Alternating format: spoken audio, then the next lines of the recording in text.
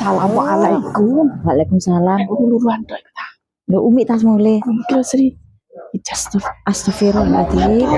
Lha iki gedang spesial iki saking Kuntet-kuntet ini dosa sampean mak ngene iki ora ilo. apa iki? Enak kok iso ngene. Gawe masih rupane kok ngene. Ya Allah rupane ya Salah Allah. telung Mak. cengkeh iki mangkane tak kenek ning rasa. Astagfirullahaladzim, astagfirullahaladzim. Apa Mak, sih, yo, Sri? iki ulang tahun Kanjeng Nabi kok iso sampean koyo ngono iku lho, Mak. Lah aku ya wis nggawa lho Sri. Ya Allah, putune lek ulang tahun digawa nang Meket di KFC.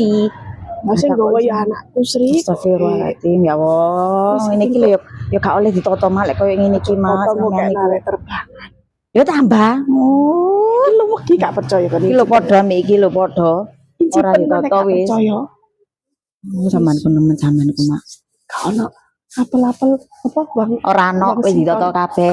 Wong gondol gedang kuntet-kuntet tadi njaluk ijol sing enak-enak. Tinggalan si buah naga kan gak nyengit. Ora ono.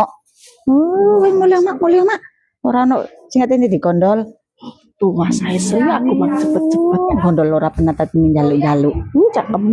Tuh saya memang udah cepet-cepet tiba wis. Kak ini. Assalamualaikum, aku mari jamaah Sri ya apa? Aku ngene pas prei gak salat nih nunggu. Sopo ki nggawa? Maknar. Aduh ojo ditoto koyo ngene iki. Ora pantes-pantes e. Lah iya. Slametane Kanjeng Nabi kok nggawa koyo ngene iki kok mbariku. Lho nami sak jentik-jentik nami. Aku marip-marip lek ngekekno. Cek wong karo. Singitno Sri. Ya Allah. Ya opo rek wong iku gak rusak. Lah iya njen.